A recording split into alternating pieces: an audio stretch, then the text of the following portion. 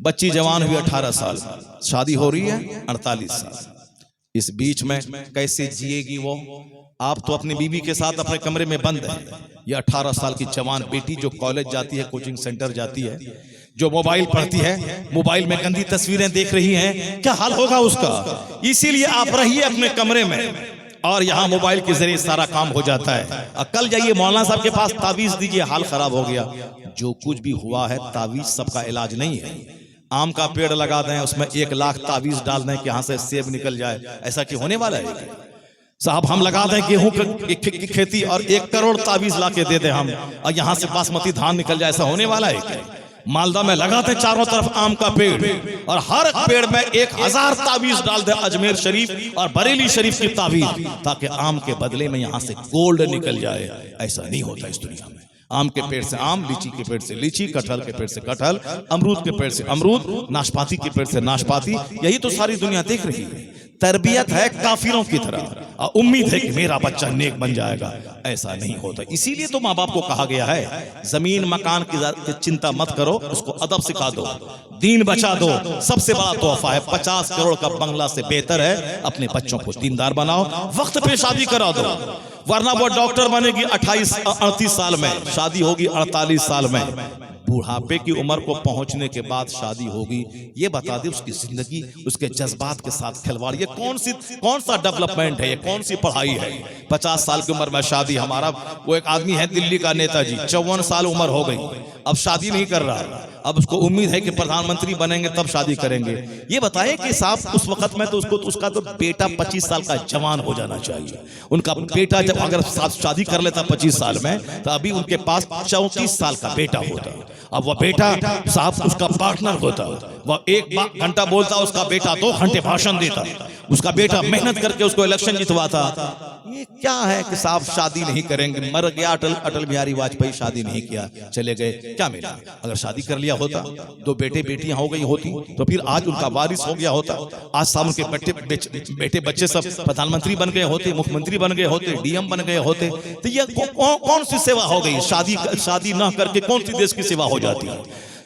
अगर कोई शादी नहीं किया, अपने आप को गुनाहों से बचा लिया, तो ठीक है, वीर है, बहादुर है। लेकिन इस माहौल में जहां शादी में थोड़ी सी ताखीर हुई और पांव फिसल गया, चारों तरफ से गुनाह मुंह खोल के गुनाह बैठा है, ऐसे माहौल में 18 से लेके 22 के बीच में हर हाल में बच्चों की शादी करवा दें उसको, ताकि बच्चियां गुनाह से बचें, मर्द गुनाहों से बचें। निकाह निस्फुल ईमान है, अन निकाह निस्फुल ईमान, निकाह आधा ईमान है। दिल महफूज रहता है, आंखें महफूज रहती हैं, आदमी के हाथ महफूज रहते हैं। इसलिए निकाह की ताखीर की वजह से 50% ज़िना का केस हो रहा है, रेप हो रहा है, बंद कमरे में हो रहा है, पढ़ाई के नाम पे ज़िनाकारी हो रही है। एक बाप बोला चेन्नई में हमसे, हजरत तावीज दे दीजिए ना, हमारा बेटा वो एक गैर मुस्लिम लड़की से मोहब्बत कर रहा है, वो उनके पास आती है और 2-4 घंटे तक कमरे में बंद रहती है, दोनों स्टडी करती है, किताब वो स्टडी करती है, पढ़ता है। बताइए, एक जवान लड़का 18 साल का, एक जवान लड़की 18 साल की, दोनों बंद कमरे में स्टडी कर रहे हैं, पढ़ाई कर रहे हैं, स्टडी कर रहे हैं, पढ़ाई कर रहे हैं। क्या पढ़ाई कर रहे हैं? वो बाद के दिनों में पता चला क्या पढ़ाई कर रहे हैं। यही पढ़ाई होती है। इतने कमजोर बाप हो गए तुम, नहीं शादी करा दो, नहीं नौकरी मिलेगी तब शादी करवाएं। घर के 10 लोग, एक आदमी बनियान बेच के 10 परिवार को पाल रहा है। अब बेटा जवान होने के बाद एक बीवी आएगी, तो उसके पालने के लिए नौकरी चाहिए, 50,000 महीना चाहिए, तब एक औरत आएगी घर में। क्या खोपड़ी खराब हो गई यार, जब उसी कमाई में 10 लोग खा रहे हैं। अगर एक औरत बढ़ गई तो क्या होने वाला? कम से कम दीन तो बचेगा, ईमान तो बचेगा। अब शादी के बाद कोई सारी तवज्जो औरत ही में लगा दे, काम काज छोड़ दे, उसी में घुसा रहे, तो ये उसका कसूर है। एक हिंदू की बेटी शादी के बाद 2 बच्चे की मां हुई, पढ़ाई जारी रखी, यहां तक कि वो ब्लॉक डेवलपमेंट ऑफिसर बन गई। एक खातून की शादी हुई पानी पूरी बेचने वाले के साथ हैदराबाद इलाके में, उन्होंने पढ़ाई जारी रखी, शादी के बाद भी बच्चे की मां हो गई, मगर एक दिन वो IAS ऑफिसर, डीएम बन गई।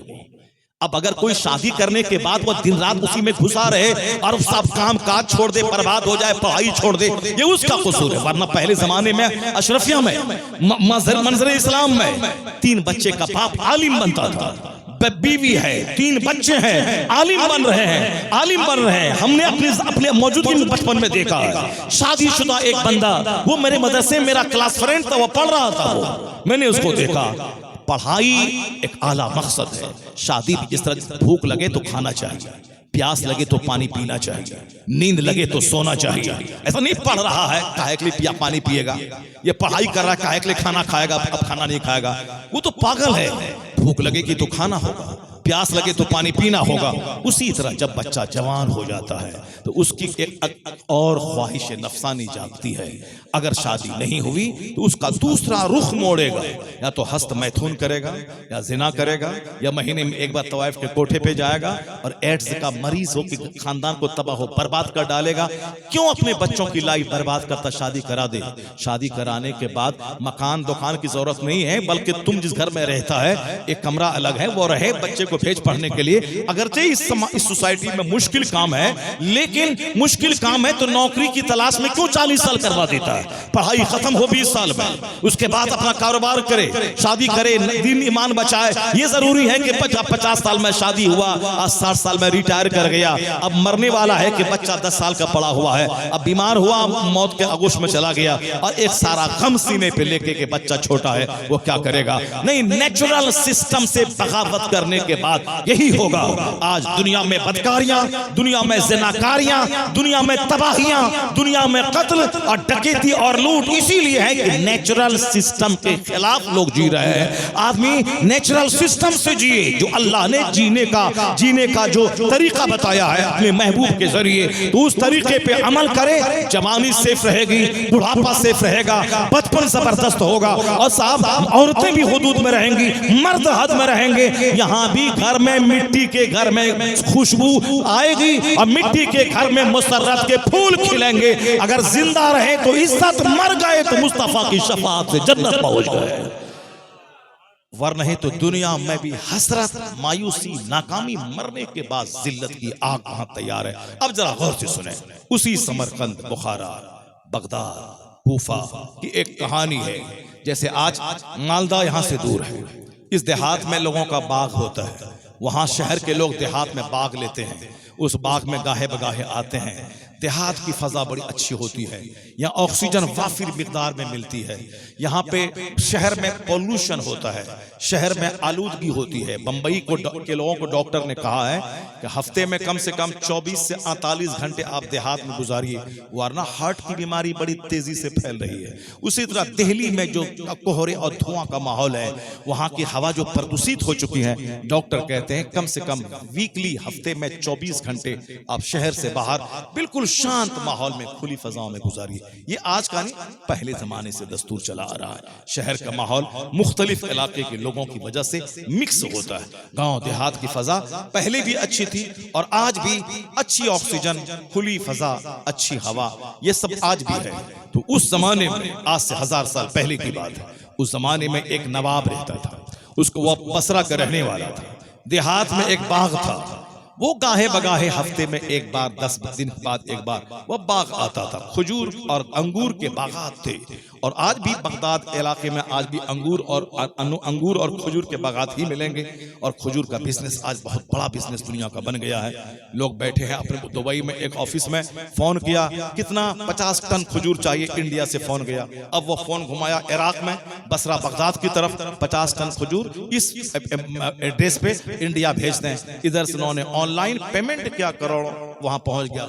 एक कमरे लेके बैठे हैं दुबई में, अरबों में खेल रहे हैं। बिजनेस करने के अलग अलग तरीके हैं, दिमाग लगाना होगा, मेहनत करनी होगी। ऐसा नहीं किसी के पास लूट करके दौलत कमा लिया, नहीं, मेहनत कर। मैंने उस आदमी को देखा है जो एक रूम लेकर के करोड़ों कमा रहा है। दुबई का मैं गया था उसके ऑफिस में, दुबई, मैंने उसको देखा, क्या काम है, ना खजूर का अपना बाग है, ना पेड़ है, ना खुद से सफर करके जाना है, बस टेलीफोन घुमाया, इंडिया से ऑर्डर लिया, इराक फोन किया, वहां से खजूर चला गया, मदीना फोन किया, वहां से आज वह खजूर इंडिया पहुंच गया, पेमेंट आया, उसको पेमेंट गया। आजकल तो बिजनेस करना, पैसा कमाना बहुत आसान हो गया, बच्चों को पढ़ाइए लिखाइए। उसी तरह से एक बाग था देहात में, शहर में उसका घर था, रईस था, वो करोड़ों का बाग। वो उस बाग का एक रखवाला था, वो हमेशा बाग की रखवाली करता था। हफ्ते में, महीने में कभी आता, अपने कभी किसी दोस्त को लेके आ गया, चलो मेरे बाग में चलो। आज भी मदीने के अतराफ में बेशुमार बाग है।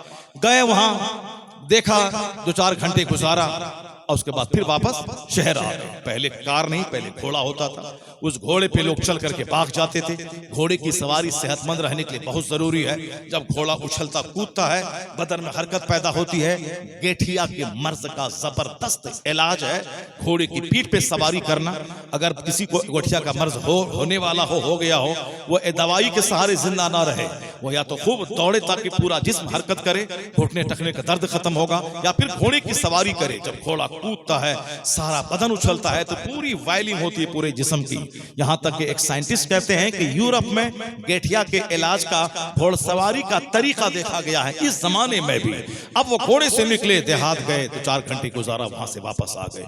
एक बार अपने शहर के बड़े बड़े दोस्तों को, मालदार दोस्तों को साथ लेके गया। वह बाग का मालिक गया, कहा मुबारक मुबारक, जो उस बाग का रखवाला था, जो बाग की देखरेख और निगरानी करता था। बाग के मालिक ने क्या कहा, मुबारक, हमारे ये दोस्त बहुत कीमती हैं, बड़े महंगे मालदार लोग हैं, मीठा अंगूर खिलाओ, जबरदस्त अंगूर, ताकि हमारे सारे दोस्त मस्त हो जाए। मुबारक सामने वाले पेड़ से अंगूर का खोशा तोड़ा, प्लेट में रखा और बाग के मालिक के सामने पेश किया। अंगूर खट्टा था। बाग के मालिक ने कहा, मुबारक, मैंने तुझसे कहा कि हमारे बड़े बड़े दोस्त हैं, शहर के मालदार लोग आए हैं, पौश लोग, तुम खट्टा अंगूर तुमने क्यों तोड़ा? फिर दूसरे पेड़ से अंगूर तोड़ा, रख दिया, वो भी खट्टा था। कहा, मुबारक, मैं कहता हूं कि हमारे अच्छे दोस्त हैं, बस फिर तुम खट्टा अंगूर ले आए। उन्होंने फिर तीसरे पेड़ से अंगूर तोड़ा और सामने पेश किया, वो अंगूर भी खट्टा था। अब बाग के मालिक को गुस्सा आ गया, कहा, मुबारक, मैंने कहा तुमसे कि हमारे अच्छे कीमती बड़े अरबपति मालदार दोस्त है, मीठा अंगूर लाओ। अब मुबारक से नहीं रहा गया। मुबारक सामने आके कहा कि हुजूर, ये मैं कैसे जानूं कि किस पेड़ का अंगूर मीठा है? मैं कैसे जानूं कि किस पेड़ का अंगूर मीठा है? कहा, क्या मतलब? कहा, मतलब यही, मैं आपके बाग की रखवाली कर रहा हूं, निगरानी कर रहा हूं, मगर आपने कहा था कि मैं निगरानी के लिए तुझको मुकर्रर किया हूं। मैंने आपके बाग का अंगूर चखा ही नहीं है, तो पता कैसे चले किस दरख्त का अंगूर मीठा? क्या बात है, यहां साफ लूटना, खसोटना, दूसरों की जेब से लौटा, मस्जिद से निकला दूसरों की चप्पल पहन लिया। इस कदर घटिया सोच गिर गए हम लोग कि हमारे बाल बच्चे महा गिर गए।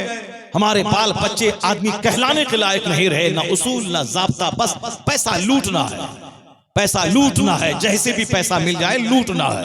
चाहे चप्पल लूटें, तौलिया चुराएं, साबुन ले लें, दूसरों की दुकान में जाके वहां से कुछ ले लें, बस सिर्फ लूटना है, लूटना है, अपने से देना कुछ नहीं है। अब जरा देखें कि एक नौकर, अरबपति नहीं है, वो बाग का रखवाली कर रहा। क्या कहा, हुजूर, मैं कैसे समझूं कि किस पेड़ का अंगूर मीठा है? आपने तो निगरानी करने कहा था। कहा, तुमने अब तक अंगूर चखा नहीं है? कहा, मैं कैसे चखूं? आपने तो कहा नहीं था कि अंगूर खाना। मैं देख, बाकी निगरानी करनी, निगरानी कर रहा हूं, मैं खाया नहीं हूं। अल्लाह समद। अरबपति सारे दोस्त चौंक गए। इस जमाने में ऐसे ईमानदार लोग, जबकि शहर का मालिक वहां रहता नहीं, वहां बार बार आता नहीं, वो हफ्ता 10 दिन 15 दिन में एक बार बाग देखने आता है। अकेले तन्हा उस बाग का मालिक वही मुबारक है। रात में अंगूर खा ले, सारे दरख्त का तोड़ तोड़ के अंगूर खा ले, वो अपने घर में भेज दे, कौन देखने वाला है? ना सीसी कैमरा है कि साहब मेरे मालिक के आने के बाद खबर हो जाएगी, सीसी कैमरा भी नहीं है कि मेरे मालिक आएंगे खंगालेंगे कि तुमने किस पेड़ का अंगूर खाया है। कुछ नहीं। क्या था वहां?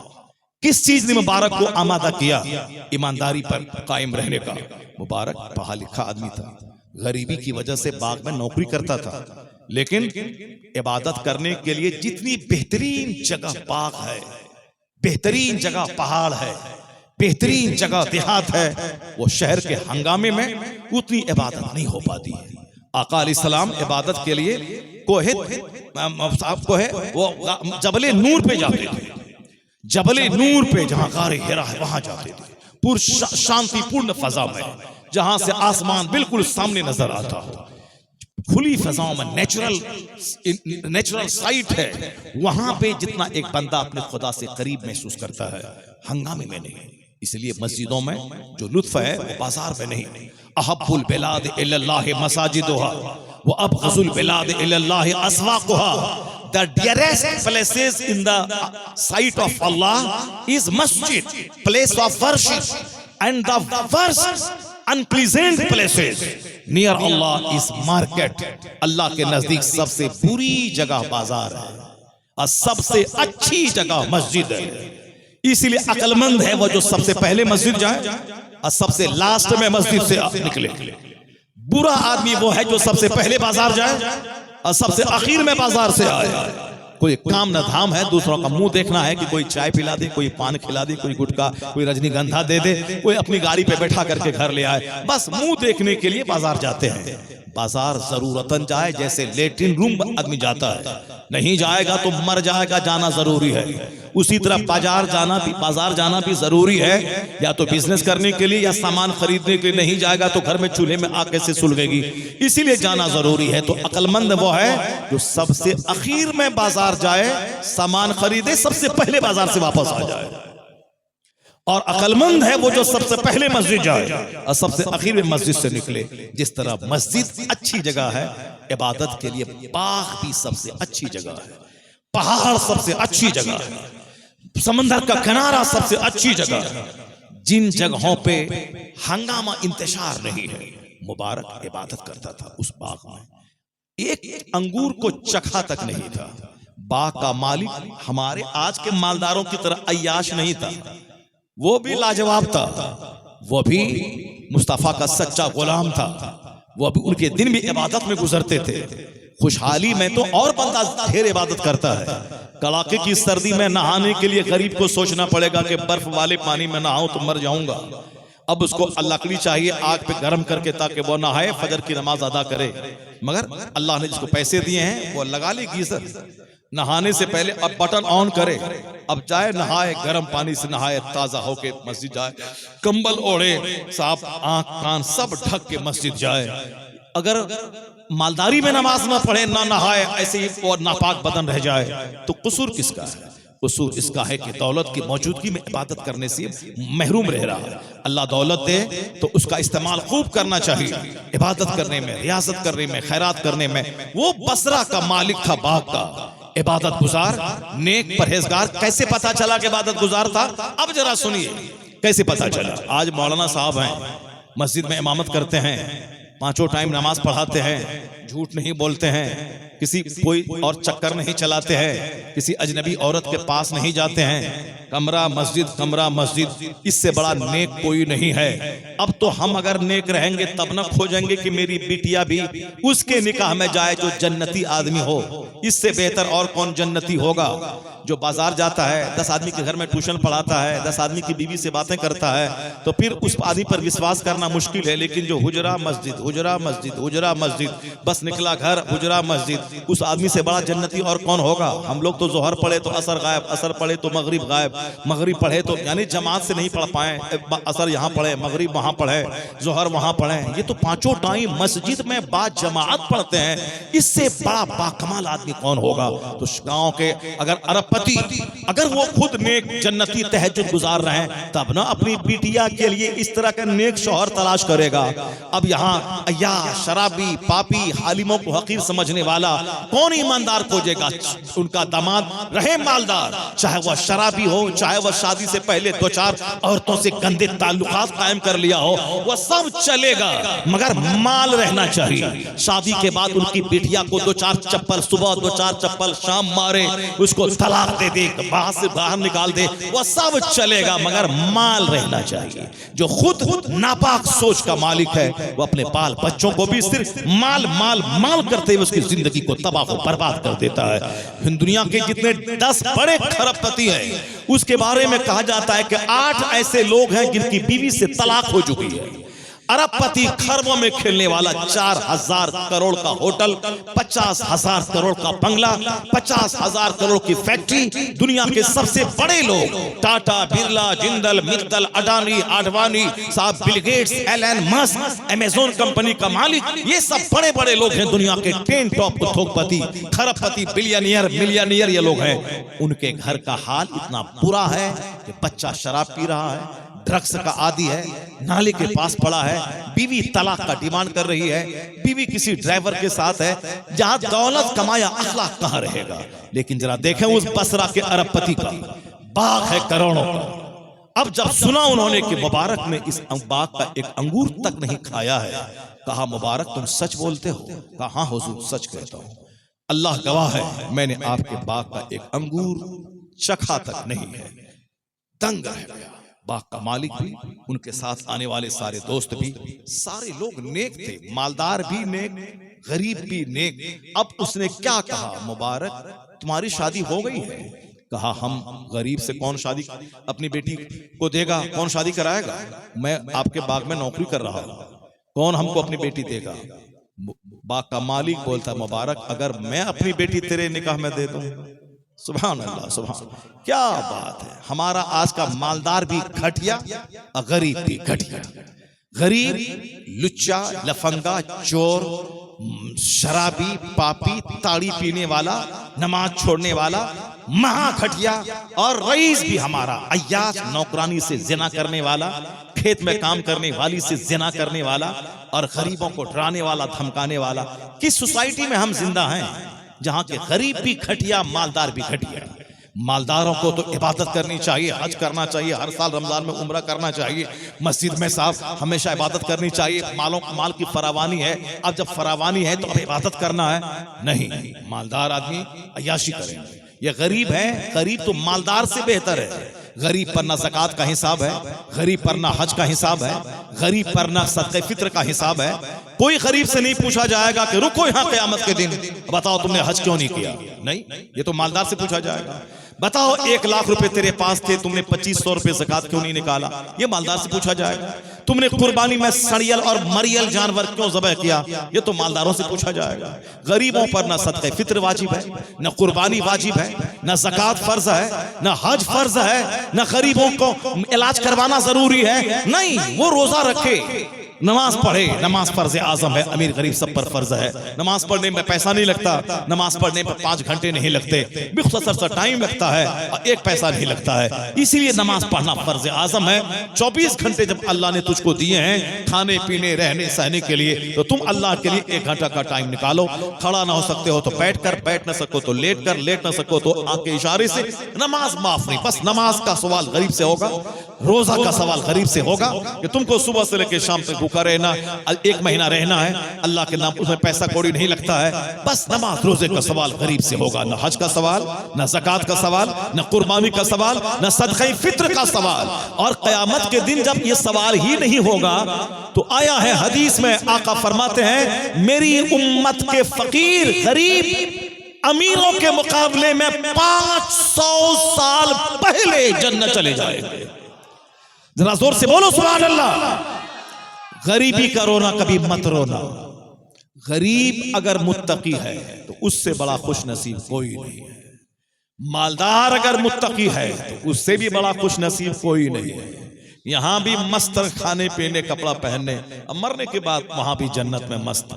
और मगर उन मस्त मालदारों से जो जन्नत जाएंगे, जो जहन्नम जाएंगे वो तो मरा गया जहन्नम की आग में जलता रहेगा। लेकिन जो मुसलमान हैं, ईमान वाले हैं और जो जन्नती हैं, जन्नत जाएंगे, नमाज पढ़ते हैं, रोजा रखते हैं, ज़कात देते हैं, हज करते हैं, सदक़े फित्र निकालते हैं, कुर्बानी करते हैं, गरीबों मिस्किनों की मदद करते हैं, तो उनको रोक के हिसाब देना होगा। From where you earn this, in which ways spend this. अमीरों से पूछा जाएगा माल कहां से कमाया और कहां खर्च किया, और कितना हिसाब देना होगा उसको, कितना माल कमाया। इसलिए जो ज्यादा माल कमाया है ज्यादा हिसाब देना होगा उसको, कहां से कमाया। वो हिसाब देने में गरीब कोई कुछ कमाया ही नहीं, वो तो ईंट ढोया सुबह से लेकर शाम तक 300 रुपए मिले और अपने बाल बच्चों को खिला दिया। पैसा बचा ही नहीं कि ज़कात फर्ज हो, पैसा है ही नहीं कि सदक़े फित्र वाजिब हो। इसीलिए कहा गया है मालदार रोका जाएगा। हज का हिसाब दो, फर्ज हुआ था 20 साल पहले, 20 साल के बाद क्यों हज किया। ज़कात का हिसाब दो, ज़कात फर्ज है 2.5 करोड़ और तुमने 1 करोड़ निकाला, उसका हिसाब दो। तुम हिसाब मालदार देने में रह जाएगा। गरीब 500 साल पहले ही जन्नत चला जाएगा। गरीब 500 साल पहले ही जन्नत चला। कौन गरीब? गुटखाखोर, रजनीगंधा खाने वाला, ताड़ी पीने वाला, दूसरों को गाली देने वाला, अखैनी लटा के काम चोरी करने वाला। वो गया है 500 रुपए में ईंट ढोने के लिए, मालिक सामने है तो काम कर रहा है, मालिक उधर गया, इधर बैठ के खैनी लटा रहा है और उसके बाद अपना खा रहा है, सो रहा है। जहां मालिक खाने के टाइम वो झट से उठा, ईटा सर पे लिया और ढोने लगा। वो बेईमान नहीं, मुबारक की तरह ईमानदार न गरीब, ईमानदार गरीब। मालदार क्या कहता है? अगबाग का मालिक मुबारक, अगर मैं अपनी बेटी तेरे निकाह में दे दूं। कहा हुजूर ये तो कैसे होगा, मैं गरीब आदमी हूं, आप अरबपति हैं, कैसे कोई अरबपति मुझको अपनी बेटी देगा। तो ये नहीं बोला। ये क्या बोला? ये नहीं कैसे देगा, अरे आप तो बड़े हैं, हम तो छोटे हैं, हम तो आप तो गरीब आदमी हैं, कैसी बेटी दीजिएगा आप। ये नहीं बोला। क्या बोला? ये बोला हाँ हाँ, क्योंकि पढ़ा लिखा आदमी था वो। पढ़ा लिखा आदमी अगर ईंटा ढोता है तो फिर भी पढ़ा लिखा आदमी होता है। वो अल्लाह से डरने वाला, नेकी करने वाला, तन्हाई में जबकि बाग का मालिक नहीं है, बाग की हिफाजत करने वाला, कोई देखे ना देखे, सीसी कैमरा हो ना हो, अल्लाह देख रहा है। आज सीसी कैमरा की मौजूदगी में लोग गुनाह कर रहे हैं। अगर दिमाग में यह रिंग बजे कि मेरा खुदा मुझको देख रहा है, 5 स्टार होटल में भी देख रहा है, बांस की बाड़ी में भी देख रहा है, मकई के खेत में भी देख रहा है, अपने घर में देख रहा है, इसी तसव्वुर को जमा लेके मेरा खुदा देख रहा है और 2 फरिश्ते मेरे कांधे पर हैं, मेरी नेकी और बदी लिख रहे हैं। ये अकीदा जितना पुख्ता होगा, गुनाह दुनिया से कम होता चला जाएगा। यही अकीदे को ज्यादा पुख्ता करने की जरूरत है, वरना पुलिस के सामने ज़िना, कोर्ट के सामने ज़िना, कचहरी के सामने शराब। साहब, रेलवे प्रोटेक्शन फोर्स RPF का जवान रिजर्वेशन डब्बे में सोने वाली खवातीन के साथ छेड़छाड़ करता है। अब जो रक्षक है वही इज्जत का लुटेरा बन गया। साहब, मेडिकल कॉलेज का प्रिंसिपल जो सबका बाप कहलाता है, वही खूबसूरत लड़कियों के साथ रेप करने का रैकेट चला रहा है। बताएं क्या होगा दुनिया का? ये तसव्वुर जमाना होगा। जो लोग कहते हैं कि इस्लाम नमाज, वो गधा है, वो गधा। अगर उसको पता लग जाए कि नमाज पढ़ने वाला अल्लाह को वो अल्लाह को सजदा कर रहा और ऐसा है जैसे वो अल्लाह को देख रहा, वो गुनाह से बचने वाला है। पुलिस वाला नहीं नमाजी को रोकेगा, वो यही बोलेगा कि नमाजी दुनिया में बढ़ते जाएंगे तो क्राइम का गिराफ नीचा हो जाएगा। इसलिए पुलिस की मौजूदगी में तुमने देख लिया कि गुनाह नहीं रुका, जज और कचहरी और कोर्ट की मौजूदगी में देख लिया कि गुनाह नहीं रुका। अब तो इस फार्मूले को विस्तार दे दे कि मेरा खुदा मुझको देख रहा है। ये तसव्वुर जितना जमता जाएगा, गुनाह उतना घटता चला जाएगा। तन्हाई में रहेगा तो भी अल्लाह देख रहा है, 5 स्टार होटल में रहेगा तो भी अल्लाह देख रहा है। मुसलमान गुनाह क्यों कर रहा है जब ये जानता है कि अल्लाह देख रहा है? बस ये अकीदा है कि अल्लाह देख रहा है, अकीदा मजबूत और पुख्ता कि देख रहा है। जबान से कलमा से पढ़ता है और इधर दिल कमजोर है, दिमाग कमजोर है, इसीलिए मुसलमान क्राइम कर रहा है। लेकिन जिस दिन मुसलमान ये जान ले कि तुम इबादत इस तरह करो जैसे कि खुदा को देख रहे हो, अगर ये ना हो सके, इसको गिरह बांध दे कि अल्लाह मुझको देख रहा है, 2 फरिश्ते हमारे अमाल को लिख रहे हैं, तो मुसलमान की नजर आखिरत पे रहेगी, फरिश्तों पे रहेगी, तो ये सत्तू खा लेगा, सोने के शौक में गुनाह नहीं करेगा, गोल्ड के शौक में गुनाह नहीं करेगा, क्योंकि वही अकीदा कमजोर है। दाढ़ी है, अकीदा कमजोर, पगड़ी है, अकीदा कमजोर, जुब्बा है, अकीदा कमजोर। हाँ हाँ, रोजी देने वाला अल्लाह है, मगर झूठ नहीं बोलेंगे तो कारोबार कैसे चलेगा? झूठ नहीं बोलेंगे बिजनेस कैसे चलेगा। तो यहाँ तो ये सारी बातें बीच में आ गई है, इसीलिए वो काफिर भी निराश है, मुसलमानों का चेहरा भी सूखा हुआ है। वहां तो अकीदा ही नहीं कि अल्लाह देख रहा है, इसीलिए पैसे पर नजर है, मारे मारे फिर रहा है। और यहाँ भी अल्लाह देख रहा है, जबान से बोलता है मगर दिमाग और दिल में इसको जगह मजबूती से नहीं दिया है, इसलिए तन्हाई में भी गुनाह है, मजमे में भी गुनाह है। उस अकीदे को मजबूत करना होगा जो मुबारक को रात के सन्नाटे में अंगूर के बाग में से एक फल खाने पर मजबूर नहीं किया, बचता रहा वो अकीदा। वही मालिक देखे न देखे, जो हकीकी मालिक है वो तो देख रहा है, जो हकीकी मालिक है वो तो देख रहा है, हकीकी मालिक है वो तो देख रहा। अब्दुल्ला इब्ने उमर रज़ी अल्लाह तआला अन्हु वो हैं, एक जगह सफर में थे, आपको भूख लगी, आपने एक चरवाहे से कहा कि एक बकरी मुझे दे दो ताकि मैं भूख मिटाऊं, पैसे ले लो, बकरी दे दो। चरवाहा बोला ये बकरियां हमारी नहीं है, ये बकरियां बकरियों का मालिक दूसरा है, मैं तो नौकर हूं, मैं निगरानी कर रहा हूं। कहा इतनी सैकड़ों बकरियां हैं और मालिक तुम्हारा यहां है भी नहीं, वह देख भी नहीं रहा है। अगर एक बकरी को तू मेरे पास बेच देगा और मैं तुमको पैसा दे दूंगा, मालिक को तू कह देगा कि बकरियां सैकड़ों हजारों हैं, कोई बकरी मर गई तो कह देगा कि बकरी मर गई, तो क्या हो जाएगा, तुमको पैसे भी मिल गए, हमारी भूख भी मिट जाएगी। मालूम है वो चरवाहा क्या बोलता है? वो चरवाहा कहता है हाँ हाँ ये तो सच है कि जो इन बकरियों का मालिक है वो नहीं देख रहा, लेकिन ऐन अल्लाह, ऐन अल्लाह, अल्लाह को कहां ले जाऊं, जो मेरा खुदा है वो तो देख रहा है। जरा जोर से बोलो मुसलमान सुभान अल्लाह। खाली कॉमेडी सुनता है, किस्सा कहानी सुनता है, तारीख के चमकते और बुजुर्गान दिन की जिंदगी से नूर हासिल करो। फिर पुराना पीर दौड़ा, वहां मुर्गी ज़बह किया, पुलाव ज़बह किया, खाया पिया चला आया। ये मजार पाक इसीलिए है कि मुर्गा ज़बह करें, वहां बकरा ज़बह करें, वहां पुलाव गोश्त बनाए, साहब वो गुरहनी और संठी लेके जाएं वहां, इसीलिए मजार है।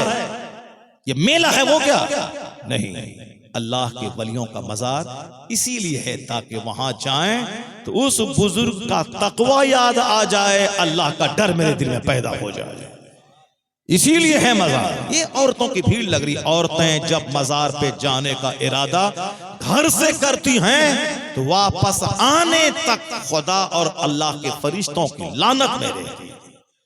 जब उस पर लानत बरसती है तो रहमत कहां से आएगी, रहमत कहां से बरसेगी? लानत, लानत।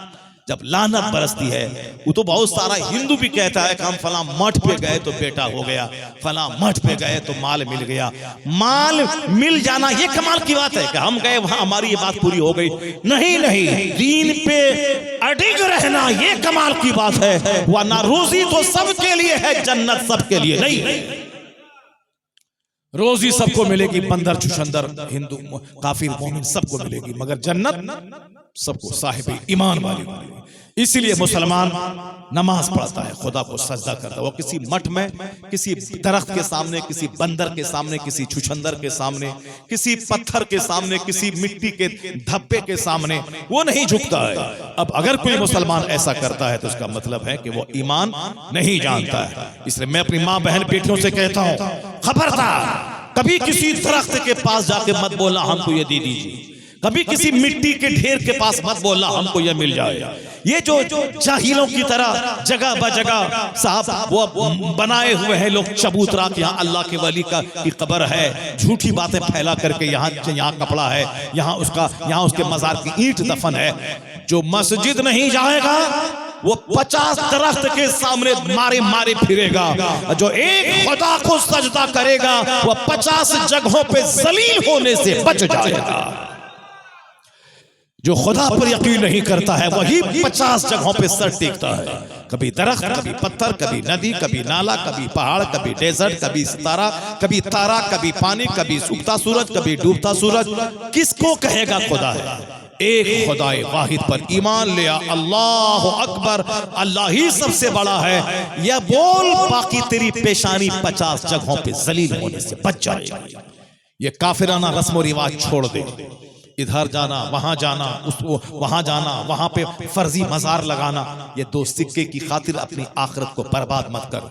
जहां अल्लाह के वली आराम कर रहे हैं, चूंकि अल्लाह के वली अल्लाह के दोस्त होते हैं, वो बैठने की जगह कीमती, आराम करने की जगह कीमती। जहां अल्लाह के वली आराम कर रहे हैं वह जगह मुस्तजाब दावत होती है, वहां दुआ कबूल होती है।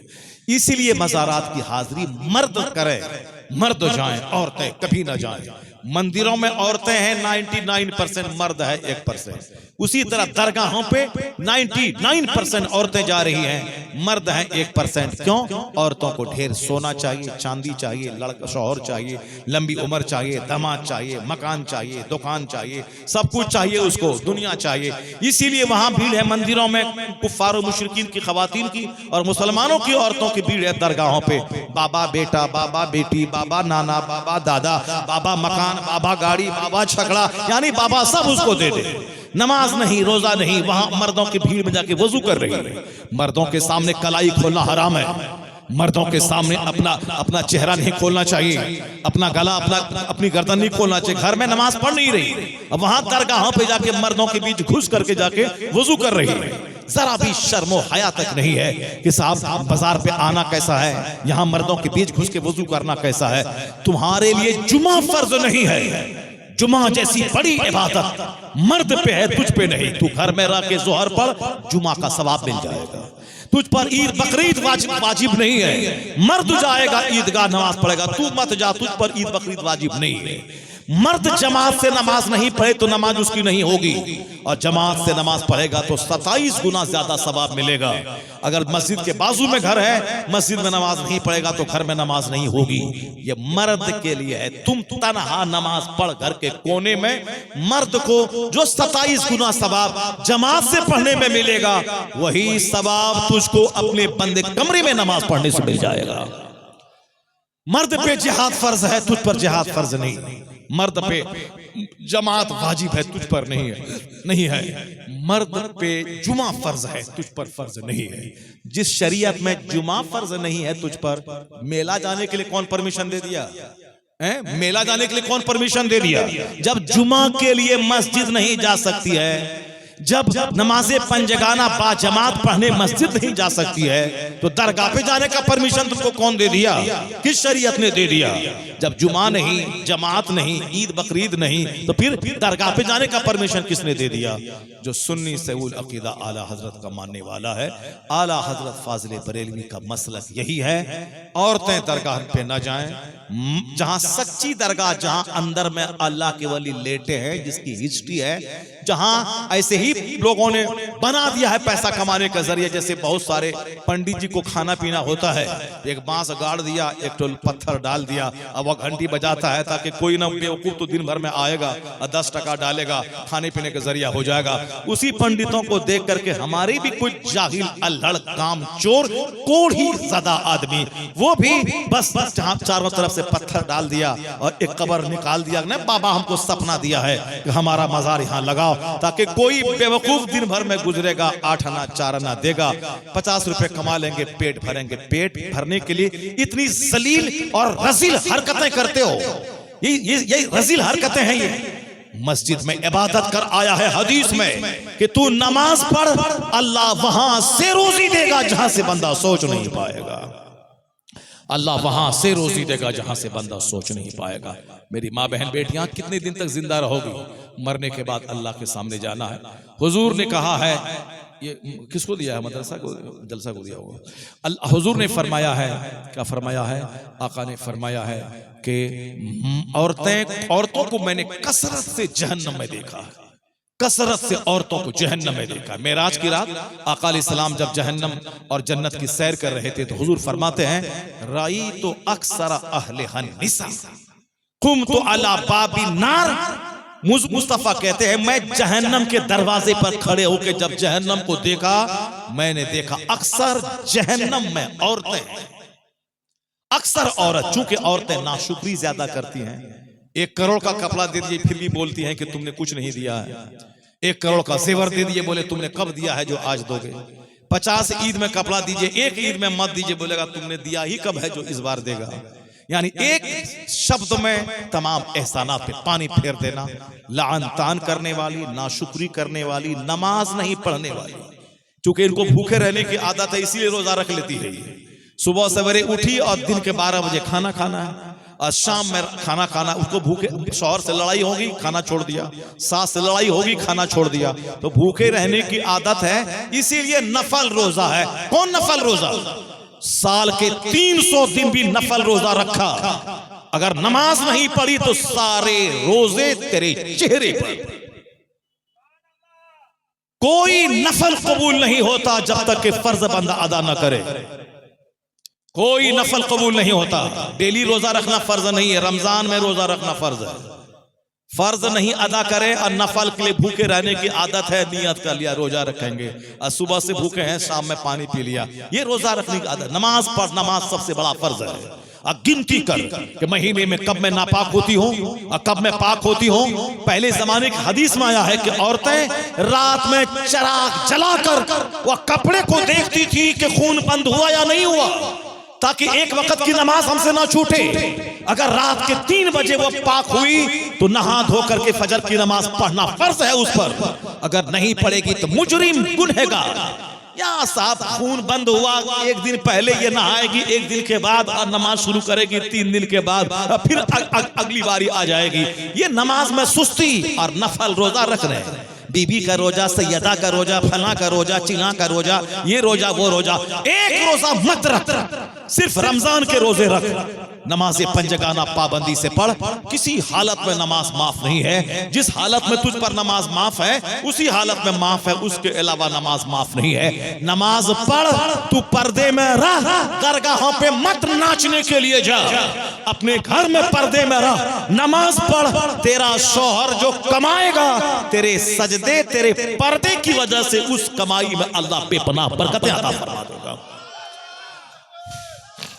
औरतों के पायल की आवाज, झांझन की आवाज गैर मर्द के कान में जाए, उस कौम के मर्दों की दुआ को अल्लाह रद्द कर देता है। उस कौम के मर्दों की दुआ को अल्लाह रद्द कर देता है। हमारे लिए है कि मदरसा के लिए है? हमारे लिए। माशाअल्लाह, अल्लाह जज़ाए खैर अता फरमाए। अब जरा गौर से सुनिए मेरी बात, तकरीर मेरी खत्म होने वाली है। अब हमारी माँ बहन बेटियों को अगर उसको नमाज की आदत आपने नहीं डाली तो हाल क्या होगा? उनका शौहर शादी के बाद चला गया पंजाब दिल्ली कमाने के लिए, सऊदी अरब चला गया, अब यहाँ बैठ वहां से पैसा भेज रहा है। अब यहाँ बैठ बैठ के क्या करेगी? ये टेलीविजन है, हाथ में रिमोट है, अब टेलीविजन देख रही है, मोबाइल मल्टीमीडिया मोबाइल चला रही है। अब बदन में जब गर्मी पैदा हुई तो शौहर उसका सऊदी अरब में है, क्या होगा? अब वही होगा जो हालात हो रहे हैं।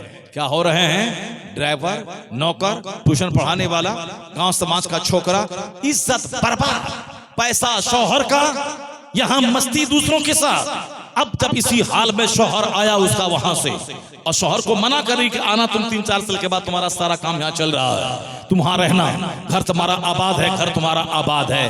घर आबाद, बच्चे बर्बाद, सारी जिंदगी बर्बाद। क्या करेगा सऊदी अरब में कमा करके?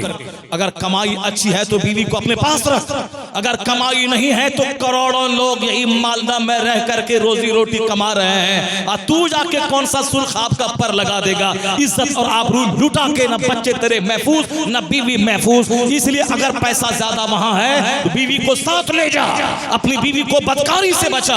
और अगर पैसा नहीं है ज्यादा तो तू अपने वतन में रह के 10 रुपए कमा, अपनी बीवी बच्चों के साथ रह। इज्जत बच गई, उससे बड़ी दौलत कोई नहीं है। इज्जत लूटा के अपनी बीवी को बर्बाद करके अगर तू मकान बना लिया तो वो मकान की सारी ईंटें तुझ पर लानत करती रहेंगी।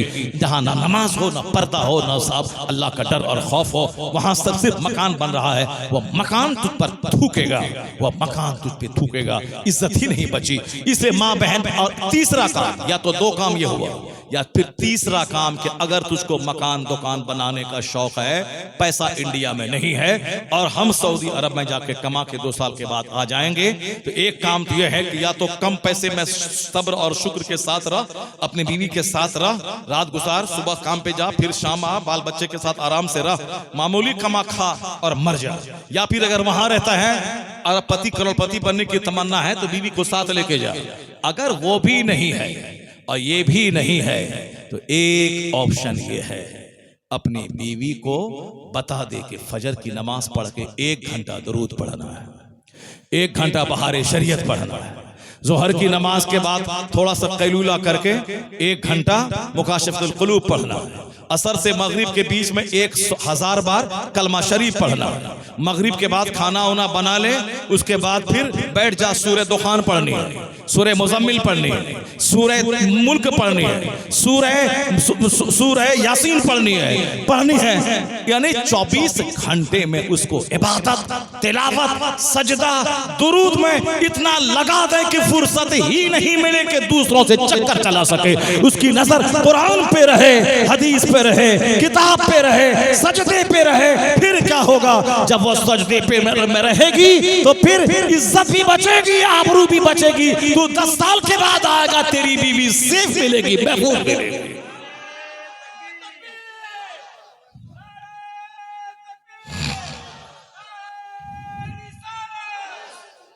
सुनो गौर से, बाग के मालिक ने कहा कि मुबारक, अगर मैं अपनी बेटी तेरे निकाह में दे दूं तो तुम शादी करेगा? मुबारक यानी हुजूर, आप अरबपति, मैं गरीब कैसे करूं? मुबारक पढ़ा लिखा आदमी था, कहा हाँ, यहूदी शादी में माल देखता है, नसरानी शादी में खूबसूरती देखता है, मोहम्मदी शादी में ईमानदारी देखता है। क्या बात है, सुभान अल्लाह। ए मोहम्मदी, ए मोहम्मद अरबी अलैहिस्सलाम के गुलाम, यहूदी शादी में माल देखता है, यहूदी जलील कौम, नसरानी क्रिश्चियन शादी में खूबसूरती देखता है, और सरकारे दो जहां का गुलाम मुसलमान शादी में दीनदारी देखता है, दीनदारी देखता है। इसी को हुजूर ने फरमाया था, तुन कहल मरअतु ले अरबा ले मालिहा व ले दीनहा व ले हसबहा, तुन कहल मरअतु ले मालिहा ले जमालिहा ले हसबहा व ले दीनहा फस्फर बिज़ाति दीन। आका ने फरमाया, शादी में 4 चीजें लोग देखते हैं, माल, खानदान, खूबसूरती, दीन। तो हुजूर कहते हैं, तुमको मैं कहता हूं दीन को तरजीह देना, दीन को प्रायोरिटी देना। हया है कि नहीं, दीनदारी है कि नहीं, ईमानदारी है कि नहीं। सिर्फ नाक लंबी, आंख बड़ी, चेहरे पे गोश्त, हाइट 6 फीट की मत देखना, वरना अगर हुस्न देखेगा तो फिर क्या होगा, तेरे से ज्यादा खूबसूरत कोई मिला तो फिर तेरा बिस्तर सेफ नहीं रहेगा, तू जाएगा बाजार, तेरी सारी इज्जतें लूट जाएंगी। हुजूर ने साफ मना किया, ला तज़व्वजुहुन्ना ले हुस्ने हिन्ना। ये हुजूर ने फरमाया कि सिर्फ हुस्न देख के शादी मत करना। और आज समाज में काला कलोटा कलवा ये भी सोचता है कि करीना जैसी खूबसूरत मेरी बीवी मिल जाए। ये समाज का कलवा ये भी सोचता है कि करीना जैसी खूबसूरत बीवी मुझको मिल जाए। ये बता दे कि तेरी बेटी को कौन लेके जाएगा। अगर तू सिर्फ हुस्न गोरा रंग देखेगा तो तेरी काली कलोटी बीवी, काली कलोटी बेटी से कौन निकाह करेगा। इसलिए आका अलैहिस्सलाम ने कहा, सिर्फ हुस्न देख के शादी मत करना, दीन को तरजीह देना। अगर दीनदार औरत काली कलोटी रही तो पहले दिन से लेकर 90 साल की उम्र तक उसको वही इज्जत मिलेगी जो दीनदारी की वजह से पहले दिन मिली थी। अगर रंग देखा, 1 महीने के बाद वह रंग बदलने लगी तो फिर तुम क्या बोलेगा, उसको तलाक दे देंगे, घर में नहीं रखेंगे। उसको मैंने देखा दूसरे मर्दों से बात करते हुए, फोन पे बात करते हुए, चाहे आप आंख बड़ी रहे कि नाक लंबी रहे कि चेहरे पे गोश्त रहे कि 7 फीट की लंबी रहे, नहीं मैं तलाक दे दूंगा। क्यों? इसलिए कि तू चाहता है कि मेरी यह इज्जत दूसरों के हाथ में न जाए। इसलिए तो हुजूर ने कहा था कि काली कलोटी दीनदार औरत तेरे हक में बेहतर है, क्योंकि हुस्न में खतरा है कि कभी भी उसको जंग लग सकता है, कभी भी खतरे में पड़ सकता है। सिर्फ हुस्न मत देखना, सिर्फ माल मत देखना, सिर्फ खानदान मत देखना, दीन देखना तो हर हाल में बेहतरी ही बेहतरी है। दीन देखना, इसलिए ए मुसलमान, शादी ब्याह में दीनदारी देखना, हुस्न मत देखना। सिर्फ अगर हुस्न भी है, माल भी है, खानदान भी है, दीनदारी भी है, सौम सलात की पाबंदी भी है, तो सोने पे सुहागा है। ऐसा तो करोड़ों में कोई मिलेगी, वरना जनरल तो ऐसा है कि हुस्न मिला फिसल गई, दौलत मिली फिसल गई, साहब दूसरे से मोहब्बत, फोन, एक मिठाई का डब्बा देखा फिसल गई। इसलिए हुस्न मत देखना, दौलत मत देखना, खानदान मत देखना, दीन देखना। अब वो बाग का अरबपति कहता है, मुबारक तुम इसको मैं अपनी बेटी दूंगा, तुम्हारी दीनदारी और ईमानदारी ने मेरे दिल को जीत लिया है। बस इतना करना है कि तुम यहां रहो, मैं सिर्फ अपनी बीवी से पूछ लेता हूं उसकी राय क्या है, बीवी से पूछ लेता हूं उसकी राय क्या है। उनके सारे दोस्त मिलके वो शहर गए, बसरा गए, वहां अपनी बीवी से पूछा, अरबपति बाग का मालिक, कि मैंने मुबारक को बड़ा ईमानदार पाया है, दिन की सारी कहानी सुना दी, मेरे दिल में एक बात आती है कि बेटी जो अल्लाह ने दी है एक, मैं चाहता हूं कि अपनी इस बेटी का निकाह उस ईमानदार मुबारक से कर दूं, तुम्हारी क्या राय है? अगर आज की सोसाइटी की औरत होती तो क्या बोलती, आप सबको मालूम है। अगर हम अपने बीवी से कह दें कि एक दीनदार नेक परहेजगार इमाम है, बेचारा कोई गुनाह नहीं करता है, मैं अपनी बेटी का निकाह उससे कर दूं, वो बोलेगी सजदे करने से काम चलेगा, माल कहां से आएगा, माल कहां से आएगा, बीमार पड़ेगी इलाज कहां से करेगा, बच्चा पैदा होगा ऑपरेशन में 50,000 लगेगा, कहां से लाएगा, और अगर जमीन नहीं है, शौहर मर गया तो फिर ये कैसे पैसे फैलेगी। अभी शादी भी नहीं हुई है, दामाद के मरने की बात कर रहा है। एक मास्टर को मैंने बोला कि बेटी को पढ़ा रहे हैं, बेटी बेचारी आपके मारे मारे फिर रही है, स्कूल जा रही है, 2 पैसे कमा रही है, शादी तो होगी, शादी के बाद शौहर के जिम्मे नानो नफका महर सब कुछ शौहर के जिम्मे है। तो बोलता अगर शौहर मर गया तो क्या करेगा, बेटी हमारी नौकरी करके खा पी लेगी, शादी भी नहीं हुई है, दामाद को मार रहा है। ऐसी ही सोच होती गई सबकी, अल्लाह पर यकीन कमजोर हो गया। हमको लोग कहते हैं पैसा आज आ रहा है, बाग खरीद लीजिए, जमीन खरीद लीजिए, ये खरीद लीजिए, वो खरीद लीजिए, पैसा हमारे पास है, हम जानते हैं कितना है, ये दूसरा मशवरा दे रहा है 10,000, ये ले लीजिए, वो ले लीजिए, सब दिन बदल में ताकत रहेगी क्या, सब दिन आज बंगाल, आज नेपाल, कल कलकत्ता, कल वहाँ राजस्थान, ये जो डेली दौड़ रहे हैं फ्लाइट से 30 तकरीर कर रहे हैं, ये कल पड़ जाइएगा बिस्तर पे तो क्या होगा, आज खरीद लीजिए, कुछ कमाई का रास्ता कीजिए, ये सारी बातें लोग कर रहे हैं। मैं कहता चलो ठीक है, हमारे पास अभी अल्लाह ने इज्जत दी है, मैं घूम रहा हूँ, कमा रहा हूँ, मगर हमारे जो भाई नहीं कर रहे हैं उसका क्या हाल होगा, वो अगर मर गया तो क्या होगा। हमारी तरह करोड़ों आदमी हमारे समाज में है जो बेचारा मजदूरी करता है, कमाता खाता है, अगर वो मर गया उसके बच्चे का क्या होगा। क्या फालतू बेकार की बातें करते हो यार। हुजूर ने कहा है कि ज्यादा माल दौलत की खरीदारी के पीछे मत पड़ो, फतरगबू फी दुनिया, दुनिया की तरफ माइल हो जाओगे, दुनिया की तरफ माइल हो जाओगे। वमन यतवक्कल अलल्लाहि फहुव हस्बुह, जो अल्लाह पे भरोसा करता अल्लाह उसके लिए काफी हो जाता है। अल्लाह ने कहा ला तख्तुलू औलादकुम, बच्चों को ज़बह मत कर, मैं तुझे भी रोजी देता हूं, तेरे बच्चों को भी रोजी दूंगा। अल्लाह पर यकीन कमजोर रहा तो 50 मॉल छोड़ के मरेगा तो तेरा बच्चा कंगाल हो जाएगा। अगर अल्लाह पर यकीन करता है तो तू जिंदा रहेगा तो भी बच्चा खाएगा, तू मर जाएगा तो तुझसे अच्छा बच्चे को अल्लाह खिला देगा। अल्लाह पर यकीन होना चाहिए और ज्यादा रोजी रोटी के बारे में नहीं सोचना चाहिए, ज्यादा जन्नत के बारे में सोचना चाहिए, ज्यादा आखिरत के बारे में सोचना चाहिए। नेक मालदार था, बीवी भी कितनी लाजवाब थी, आज की तरह हमारी चौड़ेल बीवी नहीं थी, वो बीवी लाजवाब बीवी, क्या जवाब देती है। इसलिए तो मैं कह रहा हूं कि कैसी औरतें थी, कैसे मर्द थे। आज अगर कोई मर्द जलसे में चंदा दे दिया 1000 रुपया, खैरियत नहीं उसकी, वो घर तो चला जाए पहले, वहां बहुत दीनदार बनता है, बहुत हातिम ताई है, 1000 दे दिया, यहाँ घर में सब्जी नहीं है, 1000 दे के चला आया, 10 दिन तक जीना उसका हराम कर देगी। पहले जमाने की खातून जन्नत वाला काम करने के बाद 10 दिन तक सराहती थी, तारीफ करती थी, वाह क्या आपने जन्नत का काम किया है, जन्नत वाला काम किया है। अब जरा गौर से सुनिए, बाग के मालिक ने जब बीवी से मशवरा किया, अरबपति की बीवी क्या कहती है, तहज्जुद पढ़ने वाली ने औरत कहती है, मेरी भी ख्वाहिश यही है कि मेरी बिटिया का शौहर जन्नती मिल जाए, मेरी भी ख्वाहिश यही है। अलबत्ता बेटी चूंकि जवान है इसलिए बेटी से पूछ लेना जरूरी है। जरा पूछते हैं कि बेटी से उनकी क्या राय है। बाप बीवी से मशवरा कर रहा है, बीवी जवान बेटी चूंकि अब छोटी तो है नहीं कि जो चाहे सो कर दें, जवान बेटी है, जरा मशवरा ले लें। ऐसा है कि आम का पेड़ है वहां से कटहल निकल जाए। बाप लाजवाब, माँ लाजवाब, औलाद ऐसी होगी कि निकल जाए आजकल की purse, mobile, jeans, T shirt, कभी 10 दिन इस लड़के के साथ, 10 दिन उस लड़के के साथ, इसका पैसा चौसा, होटल में बैठा, रेस्टोरेंट में मुर्ग मसल्लम, चाउमीन, बर्गर, पैसा लाओ, परस भरा, मुंह दिखलाया, पैसा लिया, दूसरे का हाथ दिया, पैसा लिया, ये कंगाल हो गया, चौसा, फिर चौथे का रुख किया। ये तो पूरे घर समाज को बर्बाद और तबाह करके रख देगी।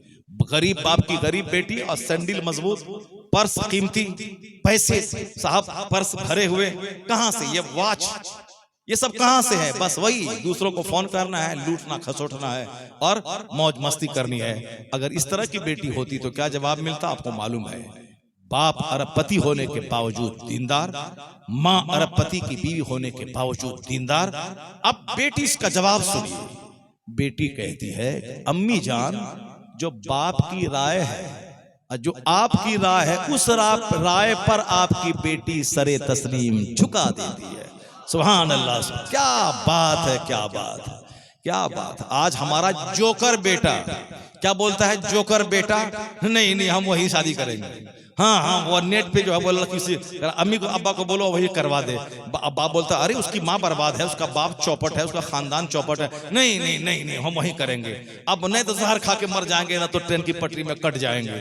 अब तो लड़की बोलती नहीं नहीं नहीं नहीं हम वही करें। अरे वो लड़का बिल्कुल बदतमीज है, नाकारा है, जोकर है, उसका बाप खानदान सही नहीं है, लड़का खुद बदतमीज है, लड़का खुद 2-4 लड़की को ठग लिया है, नहीं नहीं नहीं नहीं वही करेंगे। अब चाहे जो हो, मोहब्बत हो गई तो हम क्या करेंगे।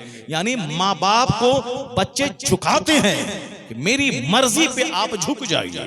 क्या तारीख के औराक में चमकती हुई बातें हैं। उस अरबपति की बेटी को दाद दीजिए। ये कोई नॉवेल कहानी नहीं, सच्ची बात है। वो क्या कहती है? बाप माँ की अच्छी औलाद, बाप की जो मर्जी है, आपकी जो मर्जी है, उस मर्जी पे मैं सरे तस्लीम झुका देती हूं। अब क्या हुआ? बेटी राजी, बीवी राजी। अब समाज के, अरबपति का दोस्त फटीचर थोड़ी होगा। अब अरबपति का दोस्त का सर्किल भी तो मालदारों का होगा। उनका चचेरा भाई, बमेरा भाई, पुपेरा भाई, सब तो अरबपति है। अब आज का अरबपति का हाल देखिए क्या है। अगर हम अपने बेटे को मदरसे में पढ़ाते हैं तो हमारा भाई क्या बोलता है? हाँ मौलवी साहब बनाइएगा, मौलवी पैसा दिया है अल्लाह ताला, डॉक्टर बनाइए, इंजीनियर बनाइए, प्रोफेसर बनाइए। अब हमको मशवरा लोग देते हैं, प्रोफेसर बनाइए, इंजीनियर बनाइए, पैसा है, उस स्कूल में पढ़ाइए, डॉक्टर बनाइए। हम कहा इंजीनियर, डॉक्टर, प्रोफेसर 99% नमाज नहीं पढ़ते। हमने बहुत सारे मौलाना के बेटे को देखा जो स्कूल में डॉक्टर इंजीनियर बनने के शौक में गए, नमाज गायब है। नमाज पढ़ेगा मेरा बेटा तब तो वो मौलाना बने या इंजीनियर बने, सब ठीक है। अगर नमाज नहीं पढ़ेगा तो मौलाना बन के भी नमाज नहीं पढ़ेगा तो चौपट, इंजीनियर बनने के बाद भी नमाज नहीं पढ़ेगा तो चौपट। इसलिए सबसे पहले मैं अपने बच्चों को नमाजी बनाना चाहता हूं। उसके बाद वो 2 पैसा कमाने के लिए चाहे इंजीनियर बने, डॉक्टर बने, मगर जब 2 रुपया 1 अरब कमाने के बाद भी मर के जन्नत ही जाना, आखिरत ही जाना है, उससे बेहतर है कि मौलवी साहब बने, इमामत करे। कम से कम नहीं करेगा तो नमाज बचा के तो दुनिया से जन्नत चला जाएगा।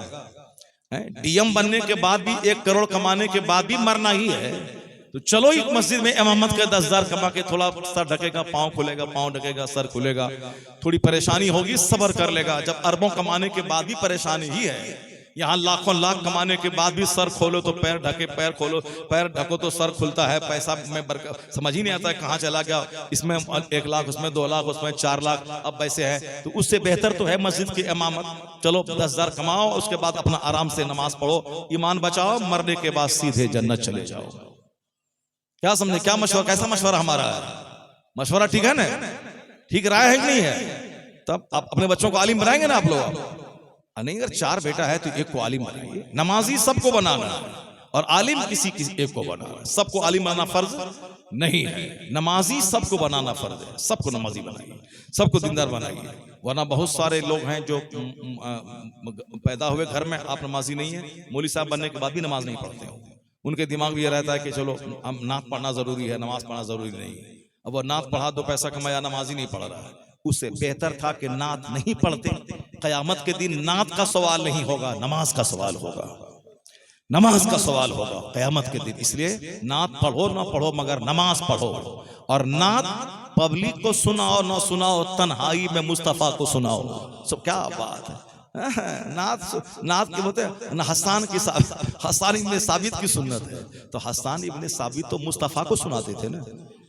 तो तुम भी तन्हाई में मुस्तफ़ा को सुनाओ, तहज्जुद की नमाज पढ़ के मुस्तफ़ा को सुनाओ, तब होगा हसन इब्ने साबित की सुन्नत अदा हो रही है। सुभान अल्लाह सुभान अल्लाह। नात पढ़ना जरूरी नहीं है, नमाज पढ़ना जरूरी है। अब अगर कोई नमाज भी पढ़ रहा है और अच्छी नात भी पढ़ रहा है तो सोने पे सुहागा है। नमाज भी पढ़ रहा है और नात भी पढ़ रहा है। अब जरा गौर से सुनिए, मेरी बात खत्म होने वाली है, मेरी बात खत्म होने वाली है। हमारा जो दोस्त है, हमारा दोस्त पड़ोसी, हम लोग जैसे हैं वैसे हमारा पड़ोसी है। हम लोग एक बार मशवरा करने गए कि हमारी बेटी का रिश्ता है, फला लड़के से लग रहा है। कोई रिश्तेदार साथ नहीं दिया, सब बोला कि नहीं नहीं वहां सही नहीं है, वहां सही नहीं, वहां सही, माने सब निगेटिव। दीनदारी को कोई तरजीह नहीं देता, माल जहां देखा वहीं सपोर्ट करता सारा, क्योंकि सब लोग माल के रसिया हैं तो माल को वैल्यू देते। मगर अरबपति ईमानदार, बीवी ईमानदार, बेटी ईमानदार, कैसा समाज है। उस समाज के मालदार रईसों को बैठा के मशवरा किया, ये मुबारक मेरे बाग का रखवाला इतना दीनदार ईमानदार कि एक अंगूर तक नहीं चखा है, इस जमाने में ऐसा लड़का कहां मिलेगा।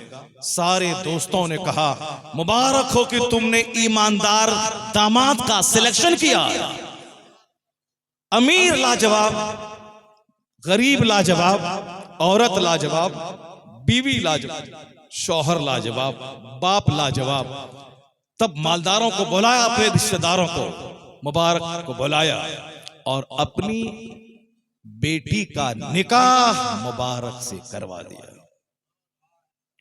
अपने बेटी का निकाह मुबारक से करवाया। अल्लाह रब्बुल इज्जत ने उस निकाह में इतनी बरकतें अता कर दी। ए मेरी माँ, मेरी बहन, मेरी बेटी, ये जवानी चंद दिनों की है, इसकी हिफाजत कर, दूसरों की तरफ नजर उठा के मत देख। कयामत के दिन वो हश्र होगा कि फिर वहां क्या हुआ जी? आप कौन आ गए?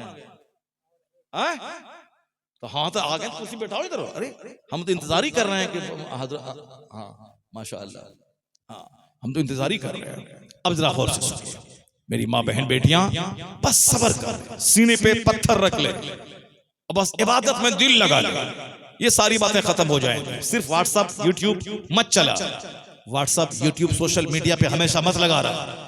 दीनी किताबों का मुताला कर, दीनी किताबों को पढ़ते रहे। मैं अपने तमाम उलमा, तमाम मदरसे के तलबा से मैं गुजारिश करता हूं कि ज्यादा सोशल मीडिया साइट पे मत रहिए, ज्यादा किताबों से लगे रहिए।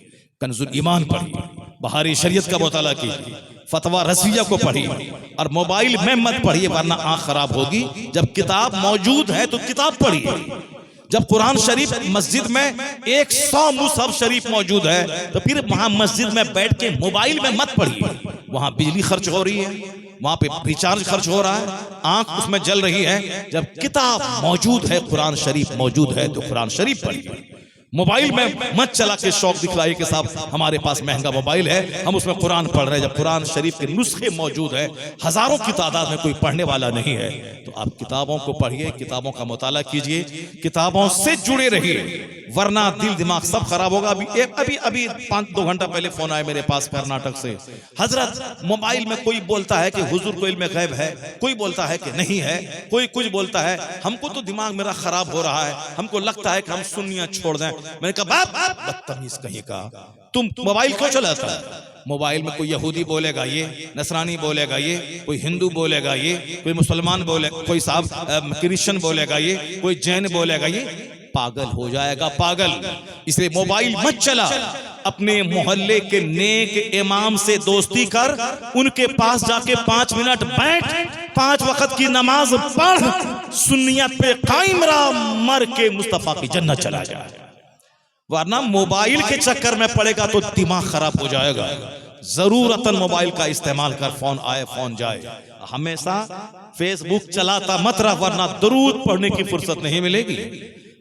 हमेशा फेसबुक मत चला, हमेशा इंस्टाग्राम मत चला, जरूरतन कभी कभार हुआ तो देखा, वरना हमेशा मत चला। अल्हम्दुलिल्लाह मेरा कोई फेसबुक साइट नहीं है, ना मैं इंस्टाग्राम चलाता हूँ, ना मैं फेसबुक चलाता हूँ, ना मैं ट्विटर चलाता हूँ, कुछ भी नहीं चलाता हूँ। सिर्फ व्हाट्सएप मेरा इसीलिए है कि उसमें हवाई जहाज का टिकट आता है, रेल का टिकट आता है, और फिर उसमें टाइम टेबल वगैरह सब मैं देखता हूँ। इसके अलावा फेसबुक में चलाता ही नहीं हूँ, ना इंस्टाग्राम जानता हूँ चलाने के लिए, ना ट्विटर जानता हूँ चलाने के लिए, वरना छोटे छोटे बच्चे फेसबुक, इंस्टाग्राम, ट्विटर, ये वो फलां चिला, न जाने कितने कितने ऐप उसको मालूम होते हैं। अल्हम्दुलिल्लाह मैं वो सब नहीं चलाता, इसलिए मेरा वक्त बचता है तो मैं दीनी किताबों का मुताला करता हूँ। मेरे पास जो उससे वक्त बचता है सफर करते हुए, तो सोचता हूं कि कुछ आखिरत के लिए कुछ कर लूं, वो करने की कोशिश करता हूं। अल्हम्दुलिल्लाह उसकी कोशिश में करता हूं। तो मैं कहता हूं सोशल मीडिया पर ज्यादा मत चिपके रहिए, ऑनलाइन हमेशा मत रहिए। कोई बात हुआ फट से कमेंट किया, कुछ बोला फट से कमेंट किया, कुछ बोला फट से कमेंट किया, ये सब तमाशा मत कीजिए। एक बहुत बड़े मुफ्ती बनारस के थे, मैंने उनसे पूछा हुजूर आप पान क्यों नहीं खाते हैं? उन्होंने कहा कि मौलाना साहब मैं पान इसलिए नहीं खाता हूं कि जितनी देर पान चबाऊंगा उतनी देर में 10 बार दरूद पढ़ लूंगा। मैं इस बात को 50 महफिलों में मैंने बयान किया है। आज पान खाया, सामने उगलदान रखा, पर पच पच कर रहे हैं, पच पच कर रहे हैं, बस फेंक रहे हैं। क्या जबरदस्त बात उस मुफ्ती साहब ने कह दी, आज तक मेरे दिमाग में बात घूम रही है। मैं पहले कभी कभार पान खा भी लेता था, मीठा पान कभी कभार पहले खाता था, आदतन तो जर्दे वाला पान तो कभी नहीं खाया, ज्यादा खाएंगे तो बेहोश हो जाए, गिर जाएंगे। न खैनी खाया न जर्दा वाला पान खाया आज तक। पहले मीठा वाला पान कभी कभी खा लेता था, कोई दिया कहिए मीठा है खा लीजिए, और उधर साउथ इंडिया में बोलता है लेडीज पान है खा लीजिए। साउथ इंडिया में मीठा पान को लेडीज पान कहता है, लेडीज पान है खा लीजिए। और बहुत मीठा, उसमें इतना मोटा पान होता है, मसाला वसाला डाल करके बड़ा जबरदस्त है, खाइए। पहले जाते थे कभी कभी तो खा लेते थे मोटा पान, और मुंह में चबाने में भी परेशानी होती थी, पूरा मुंह भर जाता था। मगर जब से मुफ्ती साहब ने कहा कि मैं पान इसलिए नहीं खाता हूं, जितनी देर उसको खाऊंगा चबाऊंगा उतनी देर में 10 बार दुरूद पढ़ लूंगा, मेरे दिल में तीर बन के वह बात लगी। उसके बाद से मैंने मीठा पान भी खाना छोड़ दिया, मीठा पान भी खाना छोड़ दिया, मैं ना नहीं खाऊंगा। कभी कभार कोई साल 2 साल में कोई बड़ा आलिम कोई जिद कर दिया, कोई दोस्त जवाब मुंह में लिया फेंक दिया, वरना वो भी नहीं खाता हूं मैं। या बस मोबाइल लगे रहे, व्हाट्सएप, इंस्टाग्राम, ये देखिए हजरत ये बोला, ये कमेंट बोला, वो फला बोला ऐसा है, वो फला बोला ऐसा है। मरते रहो, दरूद पढ़ने की फुर्सत नहीं मिलेगी, कलमा पढ़ने की फुर्सत नहीं मिलेगी, सुभान अल्लाह नमाज के बाद पढ़ने की फुर्सत नहीं मिलेगी। वक्त की कदर करो, वक्त जब वक्त की कदर करोगे फिर वक्त में महान बना देगा। जरा देखिए शादी हुई, क्या जबरदस्त शादी हुई माशाअल्लाह। आजकल के लोग कैसे हैं, बच्चा उनका कैसा है, माँ चोड़ेल, बाप महागंदा, तो बेटा चोर डकैत, बेटा फसादी। कब पुलिस आ जाए घर पे बेटा को पकड़ने के लिए, सब बाप डरता रहता है। कब बेटी जवान भाग जाए, सारे बाप को डर लगा रहता है। बाप आके रोते हैं कि हुजूर दुआ कर दिए, तावीज दे दीजिए ताकि बेटी की शादी जल्दी हो जाए, वरना जवान बेटी होने के बाद इतना डर लगता है कब खानदान की नाक मिट्टी में मिल जाएगी, कहना मुश्किल है। अब तरबियत नहीं करी, डर तो लगेगा, ऐसे भी डर लगेगा, क्योंकि समाज के हालात बड़े खराब हैं। तब जब लड़की महा चौपट, लड़का महा चौपट, तो उसका बच्चा कैसा हो रहा है, यही बच्चा डकैत, चोर, बाहुबली, मारधाड़ करने वाला, माँ बाप को फाइट दिखाने वाला, माँ को घर से बाहर निकाल देने वाला। लेकिन जब मुबारक जैसा बाप हो और औरत माँ अरबपति की बेटी होने के बावजूद नमाज पंजगाना की पाबंद,